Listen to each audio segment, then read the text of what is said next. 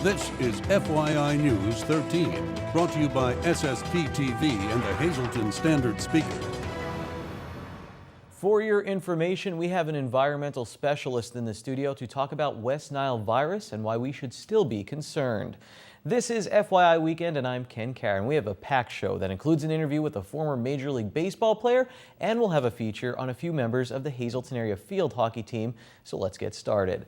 Well, the fall weather usually means fall cleanup. Many of us will be out in the yard raking leaves, and there's still a threat of West Nile virus. Lisa Sugart has the details. The weather may be getting cooler, but we can't let down our guard for West Nile virus. Here to tell us about the precautions we should still be taking is Environmental Protection Specialist Mark Thompson, who works with the City of Hazleton. Mark, thanks for joining us. How severe has West Nile virus been this year? Well, fortunately, Lisa, we've only had 6 positive cases in Pennsylvania, 6 human cases of West Nile virus, and they've been in Pittsburgh, Allegheny County, Philadelphia, and Bucks County, and Dauphin County. So we've been very, very fortunate here in northeastern Pennsylvania. We haven't had a single positive case in Luzerne County, and we would like to keep it that way. Now, the weather is getting cooler, but you said there is still a chance for it to happen. So what do we have to watch out for? Well, for one thing, Lisa, we have the ever-present problem of stray tires all over the city. Tires being dumped on corners, being dumped in alleys, and even being stored in people's backyards. And tires are the most ideal environment for the breeding of mosquitoes because it's a very undisturbed environment. So you can be sure that if you have tires on your property and they have a little bit of water in them, that you're breeding mosquitoes in these tires. So get rid of all the tires that you have on the outside of your home. If possible, put them inside your garage or take them to a tire store. Also, if you have a rain gutter, make sure that it's not clogged up. If you see trees and grass growing out of your rain gutters, then you know you have a problem. Empty out your bird baths every 3 or 4 days, and also make sure that your swimming pool cover doesn't have any water in it, because that's another place for the mosquitoes to breed. Any place where water will gather in cans, even a discarded soda can, you'll find mosquitoes breeding there. And we're lucky this year because you said they really weren't spraying like they've been doing in the past. No, as far as I know, they haven't done any spraying in Hazleton because funding for the West Nile virus program has been cut substantially over the past 2 or 3 years. And we've also been fortunate that our weather conditions, namely the lack of rain over the last month or two, that has contributed to a decrease in the mosquito population.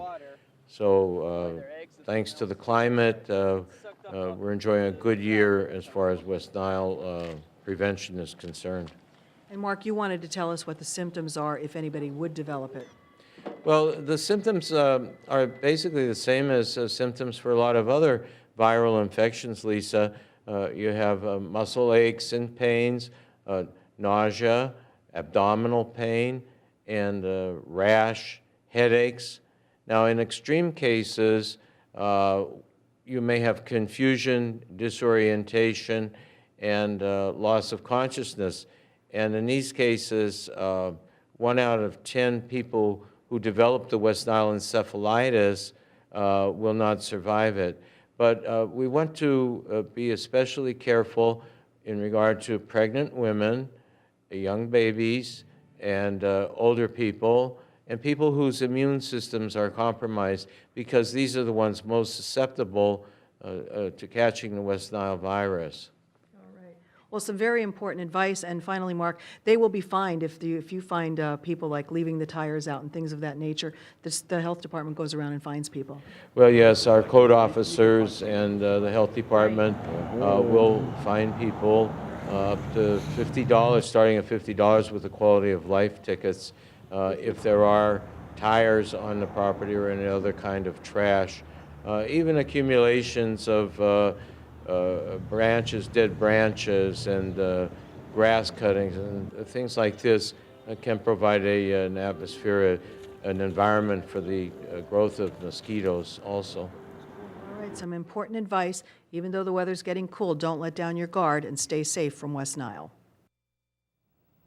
Thank you very much, Lisa. On Saturday mornings, I pick up the Standard Speaker and read all about Friday night's football games. And then on Sunday, I pick it up for some great feature stories. So make sure you get your copy of the Standard Speaker this weekend. Well, coming up after this break, we get a preview of the next big show from the Greater Hazleton Concert Series. And in sports, we'll recognize some big-time accomplishments by members of the Hazleton area field hockey team.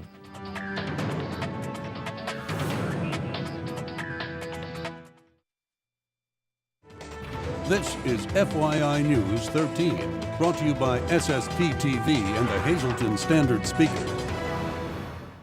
Welcome back to FYI Weekend. The Greater Hazleton Concert Series continues this upcoming week, and I got a special preview, and here it is right now.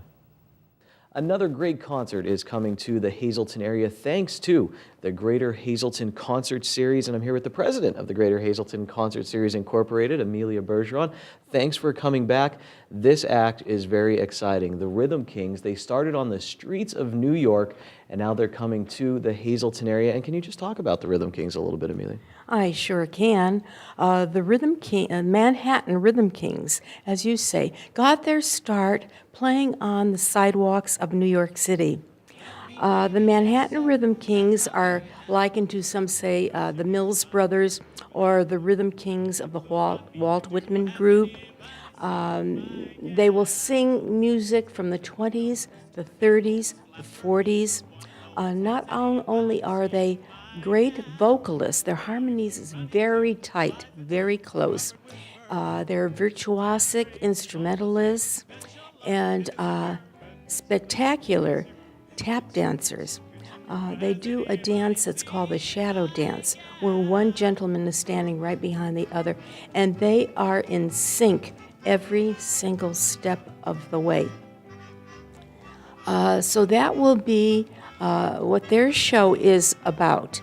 They have performed with such greats, and I'm going to have to read it because it's quite a list. I'm not going to read them all, but they have shared the stage with Bob Hope, George Burns, Leonard Bernstein, Bette Midler, Judy Collins, Gregory Hines, Michael Feinstein, and Patti LuPone. They've also performed with Vince Giordano's Nighthawks, and if any of you like jazz, I would suggest that you listen to a PBS station at 11 o'clock at night, and you will hear this group. They also performed with the soundtrack for Martin Scorsese's movie, The Aviator. They have a load of credits to their names, and they were Moose, Sam, and Mingo, who were crooning bumpkins in the new Gershwin's show Crazy for You. The group consists of Brian Nalepka, who was with the Woody Allen's jazz band, and also Jim Cullum's jazz band. He also played in the original show of Chicago on Broadway. The second performer is Hal Shane, and Hal got his start at taking tap dance lessons when he was 4 years old. He went on to graduate from Hofstra University with a degree in music education, and then went on his own as a solo performer, singing folk songs and playing classical guitar. The last person in this group is Mark Kessler. He is a graduate of Michigan University in a fine arts degree in musical theater. All these men have performed in various Broadway shows, which would be too numerous to mention, but some of them are Guys and Dolls, Hit the Deck, Lady Be Good, Annie Get Your Gun, Very Good Eddie, Neil Roberts, they're playing Our Song, Anything Goes, No, No, Nanette, and the list can go on and on and on. So I encourage everyone to get off the couches and stop being a couch potato. There are things doing in Hazleton. When I hear people say there's nothing doing in Hazleton, I kind of get upset because there's lots doing here. They're just not looking. There's a lot going on always with the Greater Hazleton Concert Series. Now, music of the 20s, 30s, and 40s. Not really my era, but I'm interested. They're dancing. Why would you encourage someone like me to come out to the performance? Because everyone that has gone to these, to hear these performances. Yes, just like you, they've never heard that music, but all of a sudden, once they've heard this, you cannot help but go from the theater without humming them, then they become one of their fans. So I would encourage you, and it's always very good to learn something new. Absolutely, and this is definitely the way to do it. They will get you into this type of music, I'm sure, with singing and dancing. We gave you all the information on your screen, so you could come out on October 15th and check out the Manhattan Rhythm Kings. All right, let's take a look at what's happening on the FYI Community Weekend Calendar. FYI Weekend Community Calendar. There we go. Attention all car lovers. Eagle Rock Resort is hosting a car show this Saturday, October 11th, with a rain date of Sunday, October 12th. The car show is being presented by the Race Club. RACE stands for Raising Awareness for Children Using Engines. The club serves as a medium to aid special needs children, their families, and associate organizations and projects. Registration for the car show is from 9 to 12 p.m., with the car show taking place from 9 until 2 p.m. in the parking lot at Eagle Rock. The car show is part of the Big Fall Festival taking place this weekend at Eagle Rock Resort. The public is welcome to attend. This month is recognized as Domestic Violence Awareness Month. FYI's Lisa Sugart has important information on how to recognize domestic violence and how to prevent yourself from becoming a victim. The month of October is Domestic Violence Awareness Month, and we're pleased to welcome back Tammy Rogers, who is an outreach supervisor with the Domestic Violence Service Center.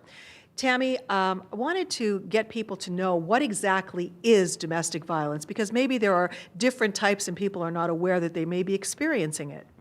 Okay, thank you so much for having me. Domestic violence is defined as abuse in a close and personal relationship. It can be between husband and wife, boyfriend and girlfriend, same-sex couples, and we're finding it with adults and their adult children, like parents and their adult children. Now, domestic violence is a use of power and control over somebody else. It's a means of using battering methods to make sure that they have that power and control over another individual, okay? And the thing of it is that everybody knows somebody that's in a domestic violence situation, but it's just not disclosed. So it could be your neighbor, it could be a friend, could be somebody that you hang out with. But there are some statistics that we do know about domestic violence. A domestic violence incident happens every 9 seconds in the United States. Between 4 and 6 million women are beaten each year, and over 4,000 of them are murdered. So during October, it's nationally recognized as Domestic Violence Awareness Month. So we try to get out there and promote the fact that people don't have to stay in their situations and that they can possibly come and get, help from us either through calling our hotline or just talking to somebody else, that could possibly help them. Is it that people are afraid to come forward when they're in such a relationship? Is that the biggest problem that you see? Well, a lot of times, there's multiple reasons why people stay in their relationships, okay? Maybe it's due to finances, okay? Maybe they think that they can't afford to live out on their own, and especially if they have met the guy back when they were, say, in high school. And then it goes on through high school, and say she finds out that she's pregnant. And she says, well, I never really wanted to go out and, go to college or anything like that. All I ever wanted to do was be a wife and a mother and take care of the house and the kids and my husband and live this glorious little life. So she quits high school and they get married. Well, now she's 20, 21 years old. She's got 3 small children, all under the age of 5, and she's had it. She can't take it anymore. So she decides to come to the shelter, but the problem with that is she can only stay at the shelter for 30 days. So that means she's got to put a roof over her head, food on the table, clothes on the kids' back. She's got to find a job, but what kind of a job is she going to get? Because she has no employment skills and she has no education. So the only kind of job she can get is working at a fast food joint for minimum wage. And then who's going to watch the kids? And how is she going to get back and forth to work, especially if she never drove or, and taking care of a car is expensive. So she looks at all these problems on one hand, and he only beats me once a week on this hand. I'll stay. Another reason could be the kids, thinking that they're better off with both kids, but the kids are learning from their behaviors, accepting that this is the way that relationships are supposed to be. Also, the batterer says he's sorry. It's never going to happen again. Problem is, yeah, it's going to happen again. The issue is it's going to be worse the next time. And then the threats, he says, well, I'll kill you if you'll ever leave me. That's when you hear about the murder-suicides on TV or in the newspaper. So there's a lot of different reasons why people stay. If people need information or a phone number to call, what do they do? They can call our hotline number. It's 1-800-424-5600, and they will automatically get a counselor advocate on the line. We're staffed 24/7, and you can be anonymous, and all of our services are free and confidential. Well, we hope you're not ever in this position, but if you are, that you'll take advantage and call that hotline and get the help. Thank you very much, Lisa. When FYI Weekend comes back, it's time for the Sportscast, so stay tuned. And right now, here's Movie Minute. It's time for Movie Minute right here on News 13, your weekly look at what's playing at Regal Cinema 10 just outside the Laurel Mall. 2 new releases this weekend. First, Alexander and the Terrible, Horrible, No Good, Very Bad Day, rated PG. The story follows the exploits of 11-year-old Alexander as he experiences the most terrible and horrible day of his young life. A day that begins with gum stuck in his hair, followed by one calamity after another. And also Dracula Untold, rated PG-13. This horror tale takes place in Romania during the Turkish invasion, as Vlad goes to the greatest of lengths to fight for his homeland. Still playing Annabelle, The Equalizer, No Good Deed, Left Behind, Dolphin Tale 2, A Walk Among the Tombstones, and This Is Where I Leave You. For all the showtimes, call Regal Cinema 10 at 570-450-7454, or to speak to a movie attendant, call 570-450-7340.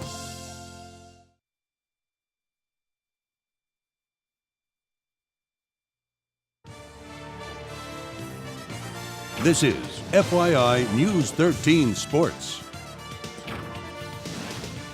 The first episode of Out of Left Field is coming home. Get it? Left field, home. Anyways, you can watch it Monday at 8 p.m. And I'm telling you this to, yes, plug the show, but I also want to talk about a segment you'll see on episode number 2. Mary Kelly has spent almost 15 years molding the Hazleton area field hockey program into a success.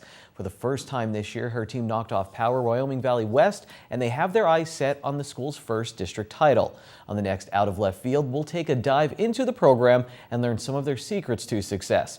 Right now, let's meet some of the girls on the team. Kara Sanford is a junior who is sitting on 97 points. She's so close to becoming the 4th player in school history to hit the 100-point mark. I asked her if that serves as motivation. Honestly, it does. I set a goal for myself each game. I'll find a certain game and I'm like, I can make 6 points this game. I'll make how many points this game? And I try to reach that goal each game. Selena Garzio is a senior who recently verbally committed to the University of Pennsylvania. I definitely like the intensity of the schooling mixed with the athletics, and I like how they're in the Ivy League and D1, so it's a kind of mix of both, and it's the best of both worlds because I'm going into the nursing program. And they're the top in the nation. They were just ranked #1 in the nation for nursing.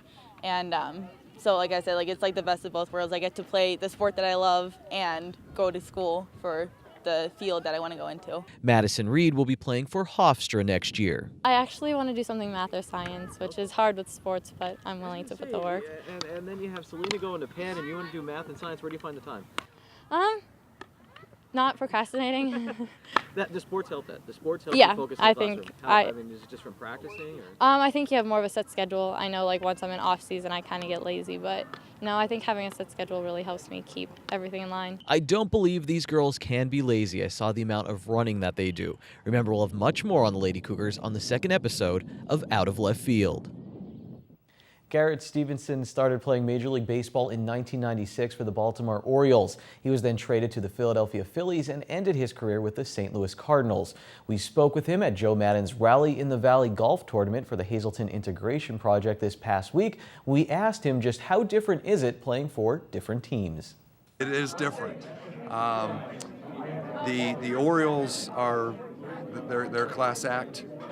Going through the minor leagues, which is, the bad part, I guess. But getting to the Cardinals, spending 5 years with the Cardinals, and Tony La Russa and Dave Duncan and those guys, that front office, the whole staff, everything was amazing. And the biggest thing with St. Louis is their fans. Their fans were unbelievable, and people don't know that until they actually go. So you still have the Orioles making a push in the playoffs this year. It's been a while for them. I mean, you still watch, keep tabs on everything. Well, I've got 3 boys. I've got one that's in college, pitching in college. I got one that's almost 13, and one in the middle that plays golf. But you know, with 2 boys that are into baseball as much as they are, they keep me informed. You know, Britton will be like, "Hey, Dad, hey, the Orioles are playing. Come and watch a couple innings with me." And so I'll sit down and spend a little time with them, and we'll talk about the game and what's going on. So, you know, the Orioles, it's awesome that they're still in. Now remember, on Monday we'll have the high school football Kohl Scale football highlights and Ron Marchetti with trivia treats. I'm done with sports. We'll move on when we come right back. In fact, Adopt Me is straight ahead. It's the weekend, and I love sitting at a high top, ordering some delicious apps and having a few beverages with my friends at Bottlenecks, where they have an awesome atmosphere with awesome food. Hello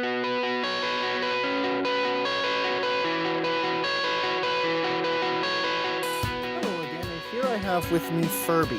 Furby is a small and probably a little bit older Chihuahua who is very playful and affectionate. He loves to run around, and I think short walks would be good for him because of his age. He's probably at least about 7 years old.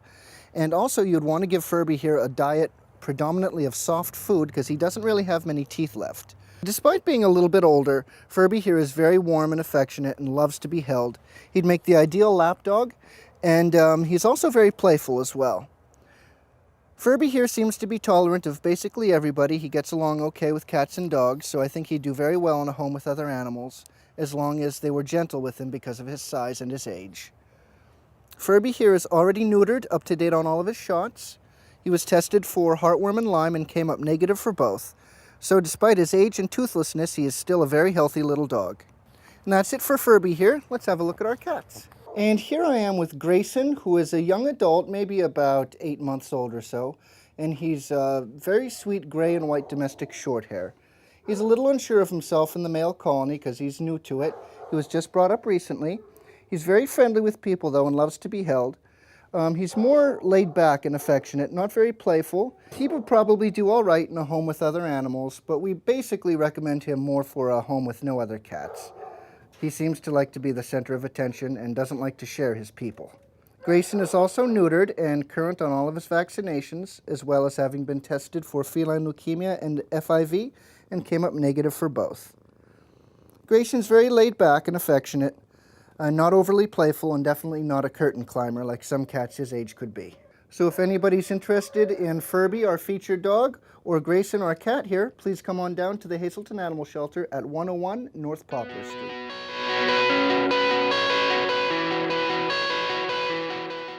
So Furby is awesome, and then we have Grayson, who I believe is nicknamed or named after Dick Grayson, who started off as Robin, then became Nightwing, and now works for the CIA. Check out your comic books. That's it for the weekend on FYI Weekend. We will see you on Monday. Take it easy, everyone.